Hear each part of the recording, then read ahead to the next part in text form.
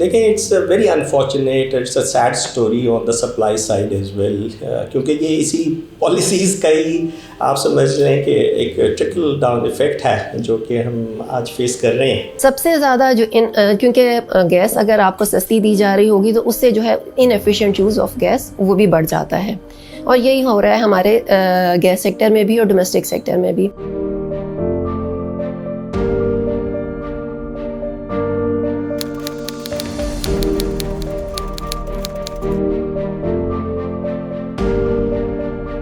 دو ہزار 15 سے جو ہے کیونکہ ہماری اتنی زیادہ شارٹیجز ہو گئی تھیں کہ ہم نے جو ہے گیس کو امپورٹ کرنا شروع کر دیا, کیونکہ ڈیمانڈ جو تھی وہ مسلسل بڑھ رہی تھی لیکن سپلائیز ہماری جو تھیں وہ کم ہونا شروع ہو گئی تھیں. 2015 سے ہم نے RLNG امپورٹ کرنا شروع کی, اور 2016 سے جو ہے ہمارا گیس سیکٹر کا سرکولر ڈیٹ بھی سسٹم میں آ گیا, اور اس کے بعد سے وہ اب تک بڑھتا جا رہا ہے, اور 5 سال کے اندر اندر اب تقریباً آلموسٹ یہ پاور سیکٹر کے سرکولر ڈیٹ کے برابر ہو گیا ہے.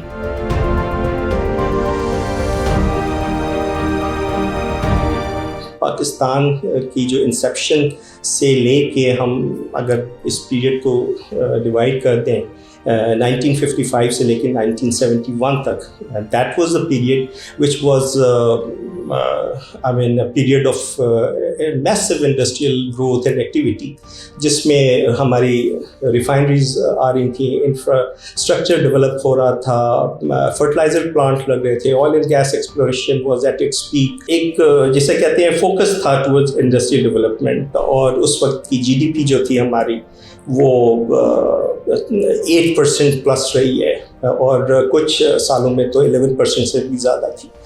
تو اس اسٹیج پہ تو مارجن دیا جا سکتا ہے پالیسی میکرز کو کہ یس وی ور ہیڈنگ ان رائٹ ڈائریکشن, اور ہمارا جو فوکس تھا وہ صحیح تھا, قبلہ درست تھا, اور ہم ایک پاتھ آف ڈیولپمنٹ اور پروگریس پہ تھے.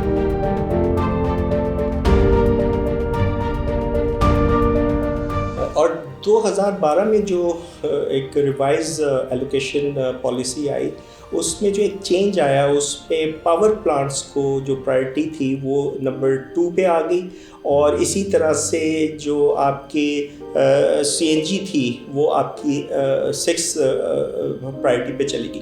تو کہنے کا مطلب یہ ہے کہ ہم یہ جو ایلوکیشن پالیسی ہماری تھی یہ as and when required basis کے اوپر تھی, یعنی جب آپ کوئی بھی چینج آتا تھا تو آپ ان پالیسیز میں شفٹ کر لیتے تھے. لانگ ٹرم پالیسی جو ہوتی ہیں وہ اس طرح سے نہیں بیس ہوتی ہیں, ضرور پالیسی میں چینجز آتے ہیں, لیکن جب ہم اپنی پالیسی میں پولیٹیکل اینگل کو رکھیں گے یا وہ چیز نہیں ہوگی جو کہ آپ نے ایک لانگ ٹرم پالیسی رکھی ہے انڈسٹریل گروتھ کی بیس پہ, تو پھر اس طرح کی جو شفٹس ہیں وہ پبلک ایکسیپٹ نہیں کر سکتی. اس میں سب سے زیادہ ایشوز جو بعد میں ہمیں فیس کرنے پڑے وہ ڈیمانڈ مس مینجمنٹ تھا جو کہ پولیٹیکلی ڈریون تھا.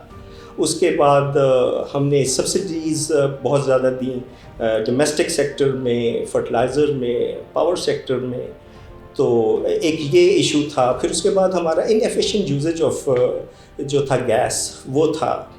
پھر ہم نے جو ہمارے ٹارگٹس تھے, جس طرح کی ہماری پالیسیز تھیں اور ان کی امپلیمنٹیشن میں جو گیپ تھا وہ بہت زیادہ تھا. تو یہ تمام چیزیں ریفلیکٹ ہوئیں, اور اس کو ہم کہہ سکتے ہیں کہ جی شارٹ سائٹڈنس تھی یا لیک آف ویژن تھا, اور گڈ گورننس کے طور پہ یہ چیزیں سامنے آئیں. جبکہ جب گیس ریسورسز ہمارے کم ہونا شروع ہو گئے تھے تو اس کے بعد اصولی طور پہ یعنی اکنامیکلی پوائنٹ آف ویو سب دیکھیں تو گیس ریسورسز اگر اسکیرسٹی میں جا رہے ہیں یا ڈپلیٹ ہو رہے ہیں تو ان سیکٹرز کو زیادہ پرووائڈ کرنا چاہیے جہاں سے زیادہ ویلیو ایڈیشن ہو.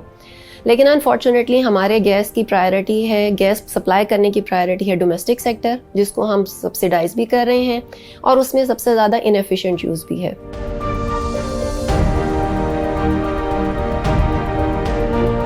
اسی وجہ سے اگر ہم اکثر ہمیں سننے کو بھی آتا ہے UFG کا نام ذکر ہوتا ہے گیس سیکٹر کے حوالے سے. UFG کیا ہے؟ ان اکاؤنٹڈ فار گیس.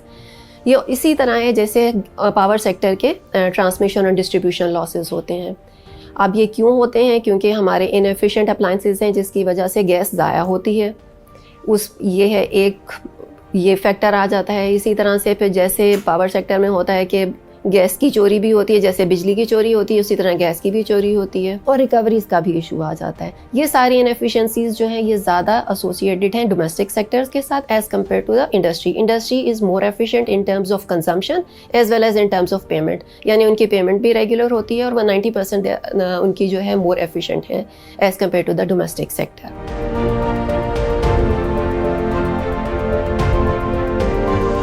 انلیس کہ ہم بہت زیادہ جو ہے ہماری نئی ڈسکوری ہو جاتی ہے پھر تو صحیح ہے، لیکن اب رینیوبلس کا زمانہ ہے.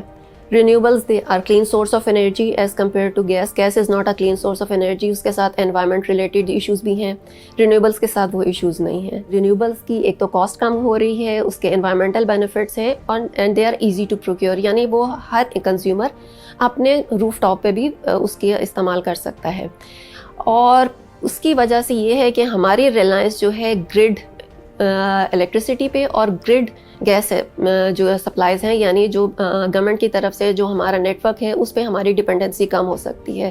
اب ہمارے پاس کوکنگ اپلائنسز بھی ایسے موجود ہیں کہ جو ہم الیکٹریسٹی سے چلا سکتے ہیں، جو زیادہ ایفیشینٹ ہیں اور کم بجلی استعمال کر سکتے ہیں. تو اگر ہم اپنی سارا استعمال یعنی کوکنگ کا، ہیٹنگ کا، اس کو آہستہ آہستہ جو ہے وہ رینیوبل انرجی جو ہمارا خود جنریٹ کریں اور خود ہی اس کو کنزیوم کریں، اس پہ کی طرف جانے کی ضرورت ہے، جو انوائرمنٹ فرینڈلی بھی ہے اور کاسٹ افیکٹو بھی ہے. چائنا میں ایز وی اسپیک ابھی تک وہاں پہ کول کے پلانٹس چل رہے ہیں. تو آپ کو کیا پرابلم ہے کہ آپ نے یہ جو ریزروز ہیں 7.8 بلین ٹنز کے، تھر کے، لاکھڑا کے، یہ ٹھیک ہے، اس میں آپ کی لو بی ٹی ہوئی ہے یا صفر زیادہ ہے، لیکن دیر آر ٹیکنالوجیز اویلیبل. کچھ تو آپ اس میں سے ایکسٹریکٹ کر سکتے ہیں، کچھ تو آپ یوزج کر سکتے ہیں. تو یہ میرے خیال میں انیشیٹو لینے والے ہیں کہ آپ اپنی سپلائی سائڈ کو بہتر کریں.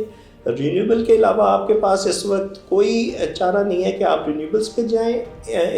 Indigenous oil and gas exploration کو آپ ایکسلریٹ کریں، وار فوٹنگ بیسس کے اوپر لے کے جائیں، اور کم سے کم آپ اپنی ویسٹیج کریں.